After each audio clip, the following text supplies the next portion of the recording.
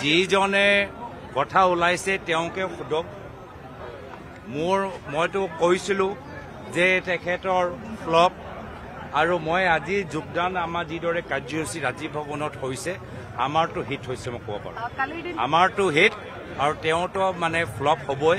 আৰু সেইকাৰণে অলপ সময় বিচাৰিছে, ঠেলিবলৈ বিচাৰিছে, লাজ কৰিছে, কেনেকৈ দেখাব চবেই বুজিয়ে পায়।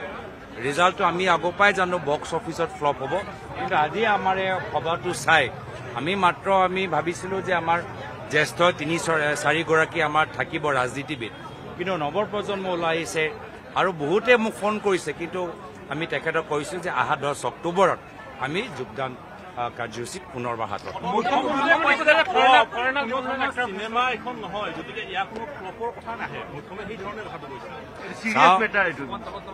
চিৰিয়াছ মেটাৰটো চবেই হাঁহি আছে। আৰক্ষীসকলেও কেতিয়াবা কয় যে আমাক কি কামত লগাইছে মুখ্যমন্ত্ৰী। দিল্লীত বিজেপি দলে কৈছে যে আমাৰ অসমৰ মুখ্যমন্ত্ৰী ইমানে মানে পাতল কথাবোৰ কিয় কয়। হ'ব পাৰে মুখ্যমন্ত্ৰীয়ে ইংগিত পাইছে যে অলপ দিনৰ পিছত তেখেতৰ মুখ্যমন্ত্ৰীৰ চকীটো সলনি হ'ব। বিজেপিয়ে যেনেদৰে বিভিন্ন ৰাজ্যত নিৰ্বাচনৰ পূৰ্বে কেলেংকাৰীৰ লগত জড়িত হৈ থকা মুখ্যমন্ত্ৰীখিনিক চকীৰ পৰা আঁতৰাই দিয়ে, সেই একেই অৱস্থা তেখেতৰ হ'বলৈ গৈ আছে। আৰু সেইকাৰণে আজি তাৰিখত তেখেতৰ চেহেৰাও বেছি ভাল নহয়, কথাবোৰৰ ভিতৰতো বেছি গাম্ভীৰ্যপূৰ্ণ কথাবোৰ আমি শুনা নাপাওঁ। আৰু অভিযোগ